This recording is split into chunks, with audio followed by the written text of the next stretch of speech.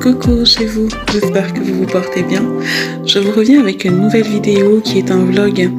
Donc un vlog tourné à Bordeaux au palais de justice parce que j'ai assisté à un procès en cour d'assises. Évidemment je n'ai pas filmé le procès, hein, mais il y a des petits moments. J'ai été avec mon fils et des élèves de sa classe, mon 5e fils. Vous verrez également que j'ai mis un petit moment aussi du tournage d'une série qui va passer sur TF1, Le Daron. On a eu la grâce de participer à cela. Et sinon, il y a tout un témoignage que j'ai fait donc à l'issue de ce procès. J'y tenais vraiment. Je me présente à nouveau, je m'appelle Marthe, j'ai 52 ans, je suis une maman de 7 enfants et en couple depuis une trentaine d'années. Voilà pour les présentations et sinon, let's go pour cette nouvelle vidéo.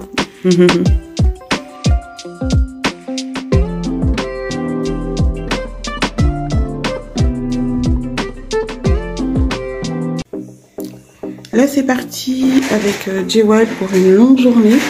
Jewel, quelques élèves de son cours, son prof de droit, d'éco, management. On va au tribunal toute la journée pour assister à un procès. Donc c'est parti. Je vous souhaite une bonne journée, c'est la Chandeleur. N'oubliez pas de faire sauter des crêpes. Enfin, je sais même pas quand je mettrai la vidéo, mais bon, bonne Chandeleur. Moi, j'avais fait les crêpes hier pour le goûter du mercredi et j'en ai fait beaucoup. Comme ça, ils pourront en manger aussi aujourd'hui. Je sais pas, j'ai des endroits du visage qui brillent, je sais pas pourquoi. Mais bon, go, go, go. Voilà, je voulais vous montrer cette gamelle qui est super pratique. Je les avais achetées chez Aldi. Donc, ça permet de faire des compartiments comme ça, comme dans des keto. Voilà. Là, j'ai mis des coquillettes et un steak à la crème pour ma fille, elle a son entrée, donc ça, vraiment ça les partage bien les choses. Donc voilà, et pas cher du tout. J'en ai pris en plusieurs couleurs. Donc, voilà, je sais pas s'ils en font encore, j'avais pris ça l'année dernière. Voilà, c'est avec lui que je passe la journée aujourd'hui. Oui. Mon bébé, le 5e de mes gars. Ça va, il fait encore nuit, mais il fait pas trop froid aujourd'hui. Donc ça va, il pleut pas. Donc on a du beau temps quand même. Voilà. Il y a Jewel qui accélère le pas là, on a tout le temps les pas en retard. Donc ça va. Il y a un tram qui arrive, c'est pas bon. On va le suivant. On va retrouver des élèves de sa classe et ses profs. C'est parti. Là j'ai mis mes chaussures d'hiver de marche en hiver. Bien pratique pour toute la journée.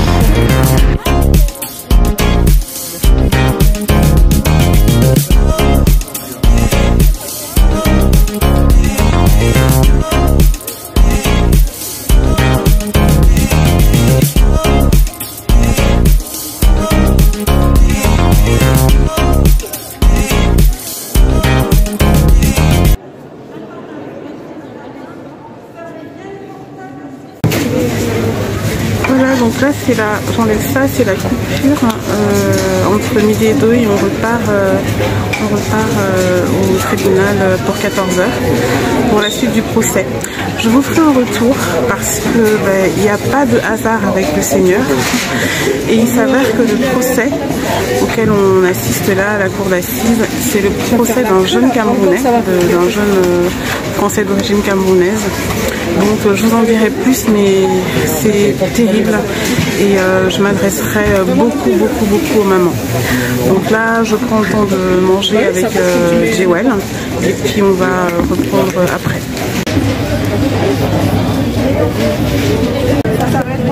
Et voilà, retour à la maison après cette journée bien remplie que je vous raconterai. Là on attend le tram. J'ai les yeux explosés, c'est hallucinant, explosés.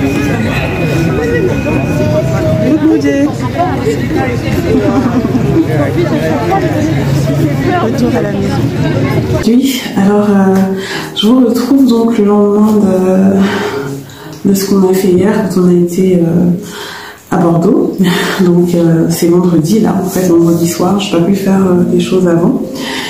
Et comme dit dans la présentation, avec mon fils Joël, donc mon 5e fils, nous sommes allés assister à un procès en cour d'assises. C'était un procès pour meurtre. Et c'était donc avec une partie des élèves de sa classe, vu qu'il fait droit aussi. Et son prof avait demandé à ce que je vienne. Alors, j'ai tenu à faire ce témoignage. Pourquoi? Parce que je vais vous dire encore, par rapport à tous les partages que je fais, vous savez que j'ai donc une grande foi en notre Père Céleste, en Dieu, et en Jésus-Christ. Et je le dis dans la plupart de mes partages, rien, absolument rien n'est hasard, avec en tout cas le Dieu auquel moi je crois. Et figurez-vous que donc on m'a proposé d'accompagner donc les élèves, etc. Au tribunal pour assister à ce procès, mais on ne connaissait pas, on ne savait pas de quoi il s'agissait. On savait que c'était plutôt grave, alors ça peut être meurtre, tout ce qui est mœurs, viol, pédophilie, etc. Mais on ne savait pas, on ne sait pas à l'avance. Et ce qui s'est passé, c'est qu'en fait ce procès concernait un jeune homme né en 1992 à Yaoundé au Cameroun. Et je vous rappelle que nous sommes donc d'origine camerounaise. Déjà le choc. On était 3 noirs dans la cour d'assises, donc l'accusé, mon fils Joël, mon 5e fils Joël et moi. Et il s'avère que ce jeune homme était originaire du Cameroun, mais français, et qu'il était né en 92. Donc tout de suite, moi je sais que j'ai été prise aux entrailles, parce que ça pouvait être mon fils. Et pourquoi est-ce que je tiens donc à faire ce témoignage? On a donc, je ne donnerai pas le nom, etc., bien sûr, hein, de ce garçon. Mais on fait donc le parcours de sa vie, etc. Enfin, on a assisté à tout. C'est un procès qui était assez particulier, donc qui se faisait sur 2 jours, pas un jour. Le 2e jour, c'était aujourd'hui, mais moi, je ne pouvais pas y retourner pour des raisons personnelles. Elle voulait que je revienne. J'ai aussi beaucoup parlé avec l'avocat général, etc. Mais c'était pas possible pour des raisons personnelles. Mais bon, j'ai suivi les choses et tout. Je garde ça plutôt privé. Voilà, moi, c'est pas ça. C'est pas ça qui est important dans ce que je vais partager avec vous là, ce soir.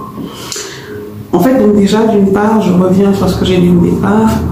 Il n'y a pas de hasard avec notre père. Donc moi, je me retrouve à ce procès-là. Un jeune homme, donc peut-être mon fils, d'origine camerounaise, en plus né au Cameroun, à Yaoundé. Papa est en train de me parler, le Père Céleste. Et il m'a parlé, il m'a dit voilà ce qui peut se passer quand là est le cœur de mon propos. Quand une mère maudit son fils, parce que ce garçon a été maudit par sa mère. Alors, quand je dis ça, il n'y a rien de mystique ni quoi que ce soit, c'est très simple, je vais vous dire. Quand on lui a demandé de se présenter, etc., il a donné sa vie qui est terrible. Moi, je sais que les larmes sont montées. Heureusement qu'il y avait la coupure à midi de toute façon et qu'il nous a fait beaucoup de bien. Et je vous dirai après pourquoi. Vraiment, rien n'est hasard avec le Seigneur. Il a permis que je vive quelque chose de beaucoup plus léger avant de repartir dans le procès. La première chose que ce garçon a dit, c'est de toute façon, je suis un déchet. Parce que ma mère, dès que je suis née, a dit que j'étais un déchet. Qu'elle ne voulait pas de moi et que je suis rien, je suis un déchet. Quand il a dit ça, j'ai regardé la prof de droit de mon fils et les 2 autres profs anglais qui étaient avec nous, qui d'ailleurs ont eu mes autres fils. Enfin, voilà, 3 parce que mon fils aîné n'était pas dans cet établissement-là, mais voilà. Et quand elles m'ont vue, elles étaient contentes, elles m'ont redit à quel point vraiment mes enfants étaient bien éduqués, etc. etc. On a beaucoup parlé. Et je leur ai redit aussi une chose, c'est que, comme je l'ai dit dans le partage précédent, je le mettrai en miniature, on accouche les enfants, on n'accouche pas de leur cœur. Donc, on fait tout ce qu'on peut pour être présent, pour leur inculquer des valeurs, etc. Et moi, pour ma part, la prière est là, je demande au Saint-Esprit de me guider et tout, mais être parent, c'est une école d'humilité parce qu'on peut faire tout ça et qu'un enfant, des enfants dérapent. C'est pour ça que les parents qui ont tendance à dire moi, mes enfants, etc., je le répète tout le temps. Attention. Attention, tous les enfants qui dérapent, qui font de grosses bêtises, voire plus, parfois ont été éduqués par des parents qui n'imaginaient pas ou qui n'auraient pas imaginé que ça se termine comme ça. Là, dans le cas d'espèce, c'est pas ça. C'est un enfant qui donc a été rejeté par sa mère. Pourquoi? C'est une jeune femme, donc originaire de Yaoundé, qui a eu cet enfant, elle est adolescente. Et le papa de ce garçon est mort quelques mois après sa naissance. Et ce sont les grands-parents maternels de ce garçon qui l'ont élevé les premières années de sa vie parce que la maman est venue en France, les parents l'ont envoyé en France. Et cet enfant a grandi avec ses grands-parents, il entendait, il savait qu'il avait quelqu'un en France, etc. Mais il pensait que c'était sa grande soeur, il savait pas que c'était sa maman. Et à l'âge de 5-6 ans, il est tombé gravement malade. Et il a fallu qu'on le fasse venir en France. Maman est en région parisienne pour le soigner. Ça a duré quelques années. Et lui, il allait chez sa sœur. Mais finalement, il a dit que c'était sa maman. Et il a eu du mal à réaliser que c'était sa maman, à accepter même que c'était sa maman, vu que pour lui, ses parents, c'était ses grands-parents en fait. Donc déjà, une chose qui perturbe énormément les enfants, c'est le mensonge qu'on a commencé à faire dans pas mal de familles, pas dire la vérité aux enfants sur leur filiation. Dès qu'il y a un problème comme ça sur l'origine, déjà, il faut s'attendre à ce qu'il y ait des perturbations plus tard. C'est pas anodin. Mais bon, il est donc arrivé en France, soigné, etc. Il s'est retrouvé donc chez sa mère, finalement, qui s'était mariée à un Français blanc, donc un beau-père. Et visiblement, il y aurait eu des abus, notamment de ce beau-père et la maman qui, voilà, n'avait rien à faire de lui, qui a eu une petite fille.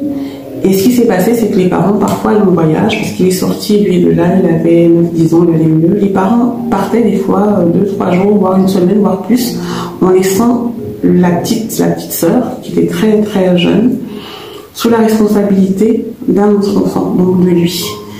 Et ils ont eu à être parfois affamés. Il a dû chercher à manger de part et d'autre, enfin, un parcours chaotique, mais vraiment chaotique. Et finalement, il y a eu un signalement. Il s'est retrouvé à la glace. Sa maman est venue s'installer donc à Bordeaux, s'est remariée avec un autre Français blanc. Elle a pu récupérer cela, rebelote, problème, etc., etc. Et finalement, il a été placé en foyer. Je fais court parce que voilà, c'est pas. Il a été placé en foyer et ça se passait pas bien. Et c'est comme ça qu'il a commencé à faire des petites bêtises, des petits délits, des sursis, des problèmes de trafic, de shit. Ça a commencé par le shit, ça a été jusqu'à la cocaïne, des faux chèques. Bref, il est devenu un délinquant tout simplement et il a essayé de s'insérer. Il a fait un CAP cuisine, il a expliqué qu'il voulait faire de la cuisine parce que petit, il s'est mis à faire à manger très tôt, notamment pour sa petite sœur. Il s'est rendu compte que c'est quelque chose qu'il aimait, qu'il était doué pour ça. Malheureusement, j'inscris pas le fil, malheureusement, ça s'est pas bien passé avec les personnes qui l'encadraient, il y a eu des problèmes de racisme, enfin bref, rien pour lui et donc perdu. Et ça a donné ce que ça a donné et ça s'est terminé par finalement la mort d'une autre personne parce qu'il a eu à se battre. Ça s'est passé en 2017 à Bordeaux, voilà, et l'autre personne d'origine africaine est décédée. Elle est mal tombée et quelques temps après elle est décédée.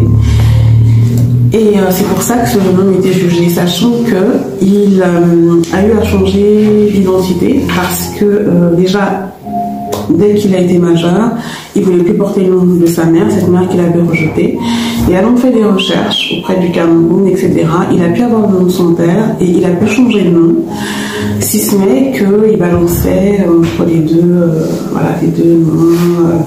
Et les délits, c'était entre les deux noms. Donc c'est pour ça qu'à un moment, la justice n'arrivait plus trop à suivre. Il a pu passer à travers les radars. Il a eu une condamnation qu'il n'a pas faite. Parce qu'enfin, vraiment c'est court. Parce que c'est pas, je vais pas refaire le procès, c'est pas ça.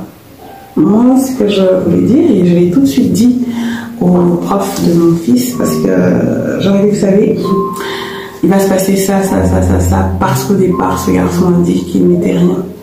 Il est un déchet. Et la personne qui donne la vie, c'est la maman. Ça passe par les entrailles, c'est elle qui donne la vie. Si les pères, quand ils sont là, montrent la voie, c'est la maman qui donne la vie. Alors si cette personne-là, déjà, vous rejette, c'est pas évident de se construire, surtout s'il n'y a pas une structure pour vraiment vous aider, et aussi jeune. C'est pas évident. Ça ne veut pas dire que toutes les personnes qui ont été rejetées par leur mère ne s'en sortent pas dans la vie, c'est pas ce que je dis. Mais là, par exemple, c'était le facteur déclenchant. Se retrouver seul, il a essayé de se mettre avec une jeune fille. Les parents de la jeune fille l'ont rejeté parce que déjà d'origine étrangère, et puis en plus avec un passif comme ça, je veux dire, je ne juge pas les parents, ils voulaient protéger leur fille, mais nous on ne veut pas de ça. Et c'est terrible parce que la vie de ce jeune homme, qui aurait pu être mon fils, donc, c'est fini. Tout ça pour dire que nous, les mamans, c'est terrible, mais c'est comme ça, nous portons effectivement l'humanité. Quand on donne la vie, on donne la vie. Et on doit faire attention à ce qui sort de notre bouche. Parce qu'une maman a effectivement le pouvoir de bénir ses enfants, de les maudire. C'est dans ce sens que je parlais de malédiction qu'elle a maudit son fils. Rien que par ce qu'elle a sorti de sa bouche. Et elle n'est pas revenue dessus. C'était pas de la colère, c'était pas parce que malheureusement c'est grave, mais ça peut arriver. C'était pas non, c'est de toute façon, je voulais pas de toi, et puis t'es un déchet, moi. Et tous les actes qu'elle a posés par rapport à son enfant, c'était dans ce sens-là que je n'en ai rien à faire de ta personne. Vous rendez-vous compte? Donc, c'est vrai que l'idéal pour les enfants, c'est d'avoir un père et une mère ensemble. L'idéal. Malheureusement, il y a beaucoup de familles où le mariage peut même s'unir et tout. L'idéal étant d'avoir quand même de bons rapports, parce qu'on reste parents à vie. Mais il y a des enfants qui n'ont pas leur père. Il y a des enfants qui ont perdu leur mère, qui sont orphelins de mère. C'est difficile, mais qui arrivent à se construire parce que dès le départ, la maman est décédée. C'est dur, hein, la maman est décédée, ou elle est décédée quand elle était jeune, ou un traumatisme n'est pas possible. Mais ils n'ont pas été rejetés par la maman. Quand une maman rejette l'enfant qui est sorti de ses entrailles, mais vous rendez-vous compte? Donc vraiment, là, je voulais le témoignage, c'était ça, redire aux mamans à quel point ce qui sort de notre bouche est d'une importance capitale. Et notre présence dans la vie de nos enfants est essentielle. Il faut qu'ils sentent que nous sommes là pour eux, que nous nous battons pour eux, que nous prions pour eux. Je vais vous mettre des liens, le partage que j'avais déjà fait par écrit, etc. Je vais remettre le lien en miniature et du compte garçon et tout. Mais une mère qui prie pour ses enfants, mais c'est une force incroyable. Les parents qui prient pour les enfants, c'est voilà. Je ne suis pas en train de minimiser le rôle du père. Alors, je vous ai dit, une maman donne la vie, un papa montre la voie. Papa, c'est le repère. Mais le rôle de la maman est essentiel parce que tout commence par la maman. Faisons attention à ce que nous disons à nos enfants, et parfois sous le coup de la colère. Il faut tout de suite remettre les pendules à zéro, les points sur les i, les barres sur les t. Ça n'arrive pas aux autres. Et une vie peut basculer comme ça. Elle peut basculer comme ça. Cet enfant a tué un autre individu. Il s'est pas réveillé en disant je vais tuer quelqu'un. C'est pas ce qui s'est passé. Mais quand je discutais après avec l'avocat général, comme il m'a dit mais madame, quand même, il faut dire qu'il n'y a pas de hasard non plus, dans le sens où depuis son adolescence et même jeune adolescence, c'était des lits sur des lits sur des lits sur des lits, arrestations, et ça allait de plus en plus. Bref, ça a été l'escalade, oui c'est vrai, ça a été l'escalade, et là ça se termine comme ça, et là il va aller en prison pour longtemps, et il n'y avait pas de partie civile, personne, il est seul. Ce garçon est seul, il était seul. Vous vous rendez compte? Faisons attention à nos enfants. Faisons attention à nos enfants, protégeons nos enfants. Et je vous le redis, cela n'arrive pas qu'aux autres. Toute mère aimante qui veut des enfants, qui souhaite des enfants, qui met des enfants au monde, n'imagine pas un seul instant qu'elle est en train de faire un délinquant, un futur meurtrier, un violeur. J'arrête pas de le dire. Ça n'arrive pas qu'aux autres. Alors, avec toute l'humilité qu'il faut, l'amour pour nos enfants s'épelle tant. Prenons le temps pour nos enfants. Rien n'est anodin. Et tout acte de violence, même petit, quand ça commence à s'exprimer par la violence et tout, cache des douleurs. Il faut creuser. Rien n'est anodin à ce niveau-là. Vraiment. C'est pas des leçons. Hein.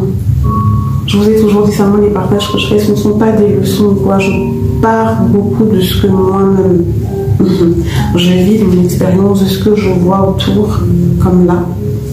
J'ai dit que j'allais parler de ça parce que c'était quelque chose et que le Seigneur ne m'a pas mis là par hasard. Mon Père ne m'a pas mis là par hasard. Il fallait que je vois et il voulait que je partage par rapport à ça. Donc, c'est pas, oui, moi j'ai la science, voilà, je sais exactement, je me suis dit, ça n'existe pas, que ce soit pour le mariage. Et je vais commencer d'ailleurs une série sur le mariage là bientôt, que ce soit par rapport à l'éducation de nos enfants. On fait ce qu'on peut avec nos valeurs et tout, mais ça ne veut pas non plus dire que tout sera. Non. Il y a toujours une part de. Donc on ne peut que s'en remettre au Seigneur. Mais au moins, on fait tout ce qu'il est possible de faire. On n'a pas à baisser les bras. On n'a pas à dire de toute façon je suis fatiguée, c'est bon, j'ai fait ce que j'avais à faire maintenant. Non. On n'a pas le choix. Dieu rattache des âmes à nous. Nous avons des âmes qui sont rattachées à nous. Il nous a fait cette confiance-là. C'est une confiance de sa part qu'il nous confie ses enfants.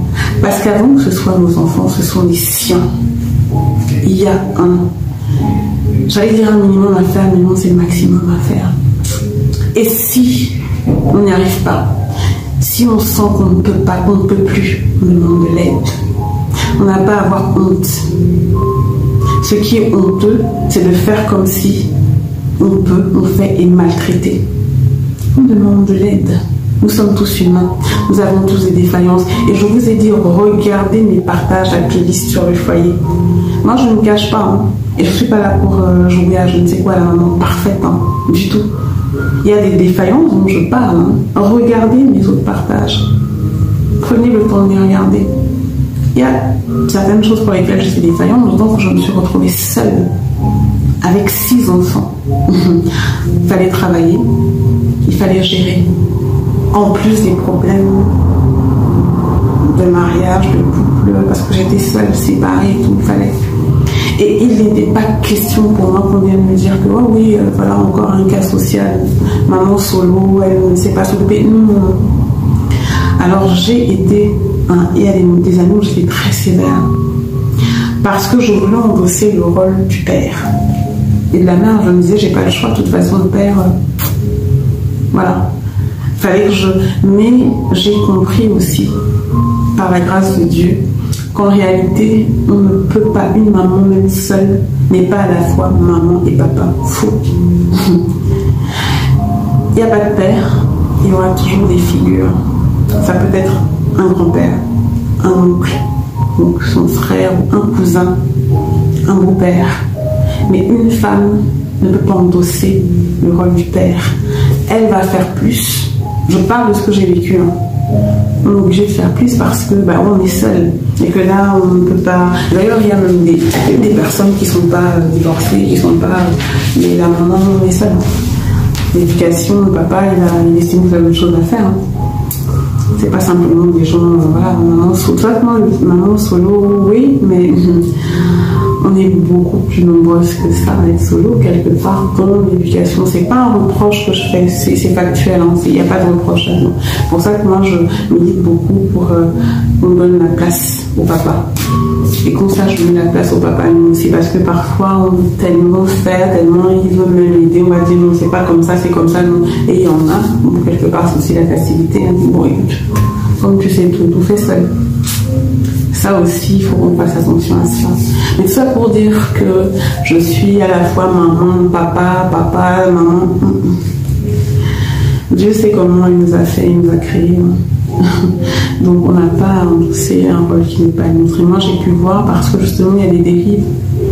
Et j'étais devenue sévère et autoritaire, mais à un niveau. Et quand les enfants commencent à avoir peur de vous, c'est pas bien, ils doivent vous respecter. Ils ne doivent pas avoir peur. Mais il y a une petite période où les enfants avaient peur. Hein. Et par la grâce de Dieu, parce qu'il est là, parce que justement il ne nous laisse pas quand on nous laisse guider finalement, parce que ça aussi j'ai appris, il ne nous laisse pas dans un trou. Hein. Il nous fait grandir, mûrir, et il a pu rééquilibrer les choses. Et puis de toute façon avec le papa, les choses se sont finalement arrangées et tout, mais ça a duré, c'était pas un mois, hein. C'était pas un an, hein. C'était des années comme ça. Et je parle de cette période, pourquoi? Parce que quand j'étais enceinte de ma fille, Willy, la deuxième, qui est donc la dernière de mes enfants, avec tous les autres, fatigués, seuls, etc., j'ai une de mes tantes, et c'est parti d'un très très bon sentiment, hein, c'est ma petite maman, hein, qui m'a dit, écoute là, Marthe, tu as déjà vécu tellement de choses, tellement de combats, tellement de difficultés, tellement. Moi, tes deux derniers, donc ceux que j'appelle les jumeaux irlandais, puisqu'ils ont 10 mois d'écart, Maxwell et Jewen, je les prends. Je vais les prendre à quelques années au Cameroun pour que tu te sentes moins, voilà, pour t'alléger. T'occupes les autres et le bébé arrive, donc, etc. J'ai dit non, j'ai dit niet. Elle me dit pourquoi? Je dis non. C'est comme si tu m'enlevais un bras. J'ai besoin de mes enfants. Et il faut savoir une chose, hein. C'est que si j'ai même cette force-là de me battre, d'avancer, etc., c'est parce que je les ai. Et tata, je vais aller plus loin. Hein. Tu sais comment moi je prie. C'est vous qui dites, on lui dit même mon doigt là, ma langue, que Dieu ne nous donne pas une charge qui nous dépasse. Hein. Si il savait que je n'étais pas capable, il n'allait pas me confier ces enfants-là. Non, je ne veux pas. C'est ce que je lui ai dit. Alors elle était un peu gênée. Elle dit ok, bon, je comprends. Mais je l'ai d'autant plus fait, je vais vous dire pourquoi. Je l'ai fait parce que j'ai eu à avoir beaucoup d'exemples là. Et j'ai pas vu encore d'exemples contraires. Il y en a, peut-être vous pourrez me dire en commentaire, etc. N'hésitez pas. Hein. Mais ces enfants, en général, qui ont été confiés à une tata, que ce soit fille, que ce soit quand la maman, à un moment, a laissé les enfants, donné aux grands-parents, mais pour, je pense en train de juger, hein, c'est comme ça, ça a été fait, la maman, que ce soit 1 an, 2 ans, 3 ans. Les rapports après qu'il y a entre ces enfants-là qui ont été confiés à une tierce personne et la maman sont rarement sereins. Et ça revient, et c'est toute la vie. Que ce soit fille, que ce soit garçon, ça revient. Parce que l'éducation n'est pas la même, même si c'est la grand-mère qui va éduquer, qui nous a éduqués, nous, ce ne sera pas la même chose.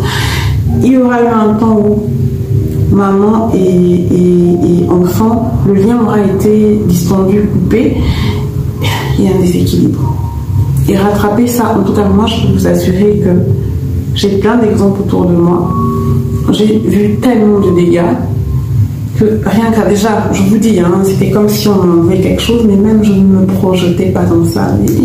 Les enfants, là, on va les prendre à terminer. En plus des garçons, puis ils vont se dire que, mais attends, pourquoi est-ce qu'elle a gardé les autres et puis c'est nous? Nous, elle, pourquoi nous?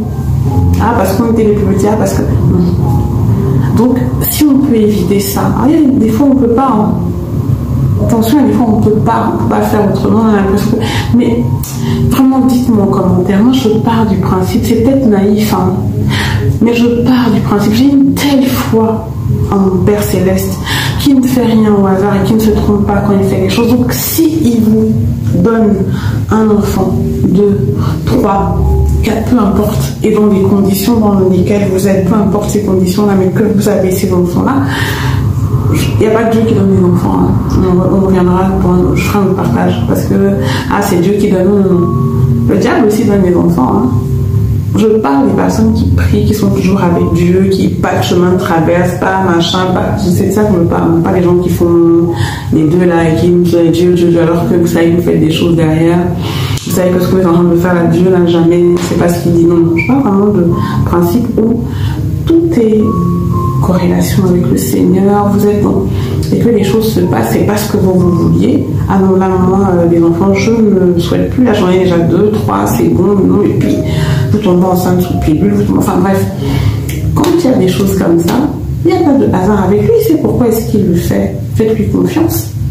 Et lui faire confiance, c'est obéir à ce qu'il vous donne et à avancer avec, il vous donnera les ressources. Hein.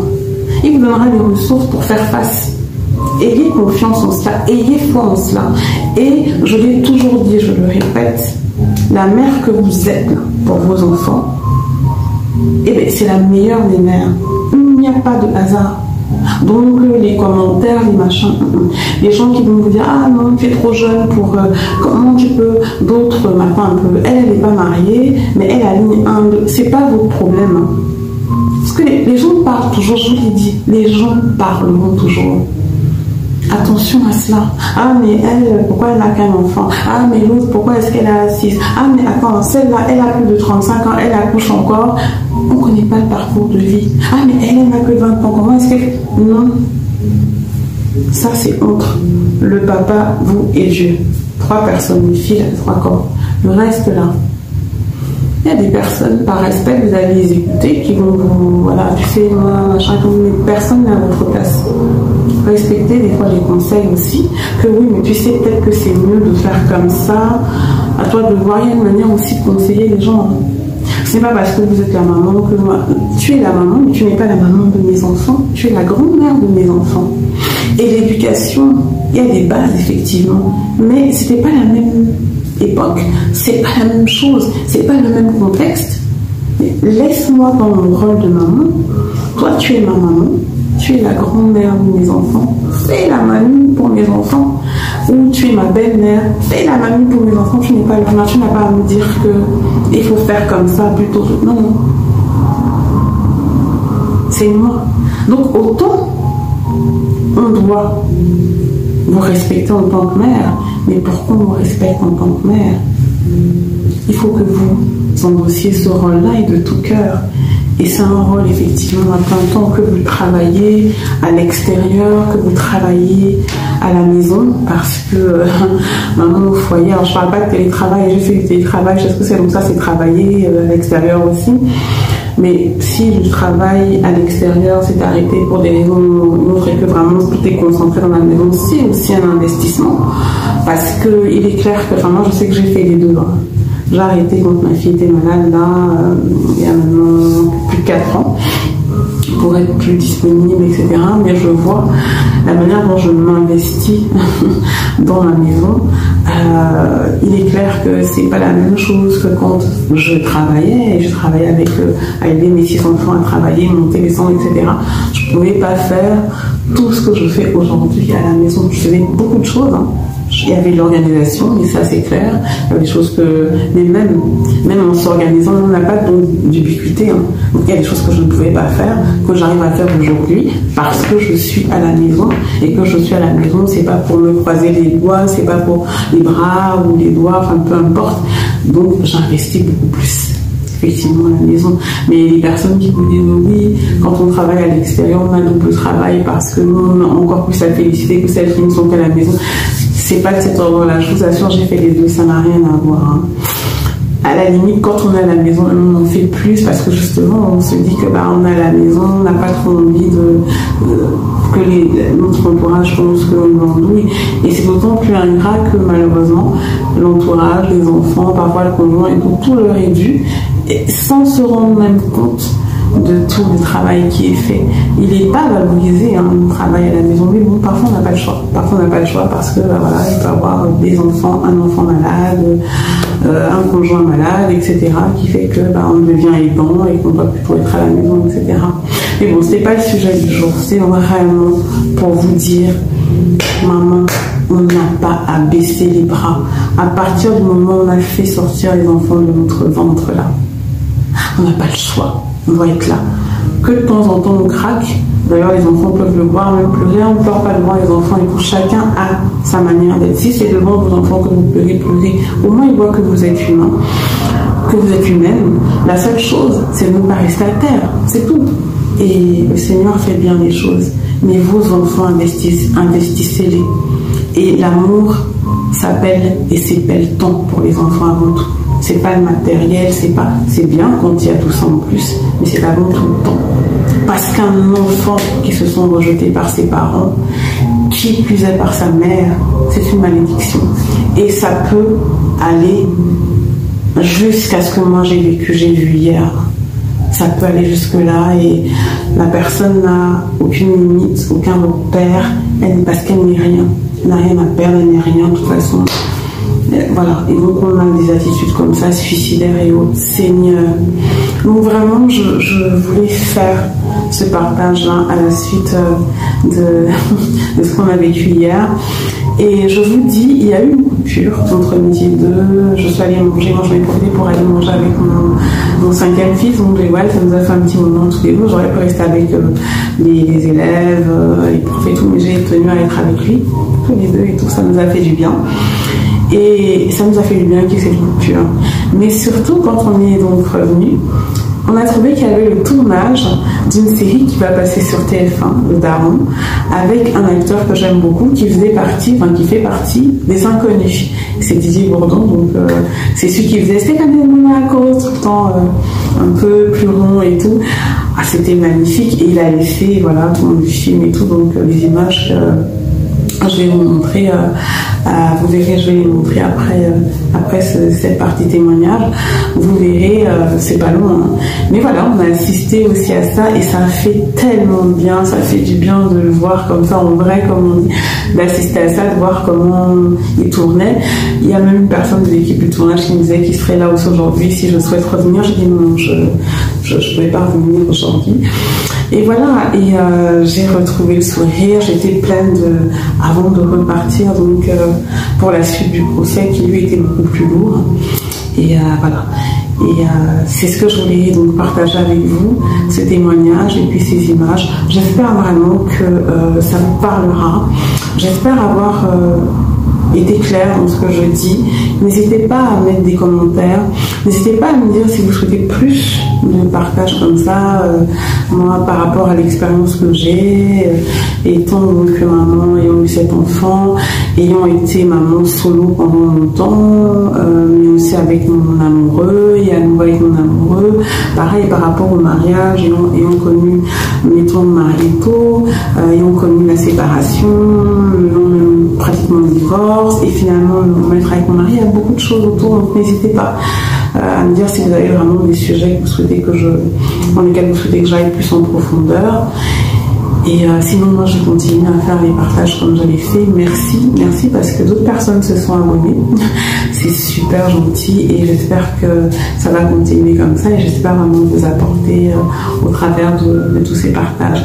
Voilà, donc j'arrête là parce que c'est quand même assez long. J'ai 2 magazines là, je voulais, pour les personnes qui sont en France, Voilà, c'est le Elle à table, je l'ai déjà présenté plein de fois. Là, c'est celui donc de janvier-février et les petits plats de Laurent Mariotte. Il y a une émission effectivement qui passe maintenant sur TF1. Moi, je l'ai connu à l'époque de Cuisine TV, donc il y a une vingtaine d'années, ça n'existe d'ailleurs plus. Je l'aimais beaucoup parce que c'était quand moi je commençais à faire mon site, ondouceurmaison.com, et je mettais beaucoup en avant les produits de saison. Et il s'est avéré que lui, c'est vraiment aussi, voilà, c'est autour de ça, les produits de saison et tout. Donc, il y avait une connexion comme ça. Donc, j'aime beaucoup ce qu'il fait. Et son magazine est vraiment super bien fait. On apprend pas mal de choses. Alors là, c'est crêpes et galettes. Hein, voilà, c'est la période. Là, pareil, Elle à table, moi, c'est une de mes jeunes sœurs de cœur, Lise, qui m'a abonnée, qui m'a réabonnée encore cette année. Et c'est vraiment un plaisir. J'aime beaucoup ce type de magazine parce que je lis et je m'inspire de ça aussi. Vous savez que j'ai beaucoup de livres de cuisine aussi, je m'inspire. Je ne sais pas suivre les recettes de A à Z, mais c'est des choses qui m'inspirent, ça me fait du bien, j'aime du temps. Donc si vous pouvez les avoir, parce qu'ils sont vraiment bien, n'hésitez pas, ça fait du bien. Voilà pour le partage la vidéo du jour. J'espère qu'elle vous aura plu. Demeurez bénis et épanouis, comme je vous le dis à chaque fois, vous êtes déjà bénis. Le fait d'avoir Dieu dans sa vie, on est bénis. Profitez bien, là c'est le week-end, donc profitez bien de vos essentiels. Ne remettez pas vos mots d'amour à plus tard, mots, paroles, actes, parce qu'on ne sait pas de quoi il fait demain. De toute façon, je le dis depuis des années et des années. Donc vraiment, investissez ces moments-là, sont des moments précieux, des moments en famille, parce que tout peut basculer comme ça et très vite. Donc dès que vous pouvez faire les choses ensemble, soit avec vos enfants, faites. Et avec vos amoureux, votre amoureux, votre mari, votre épouse et tout, faites. C'est l'essentiel même de la vie, cet amour.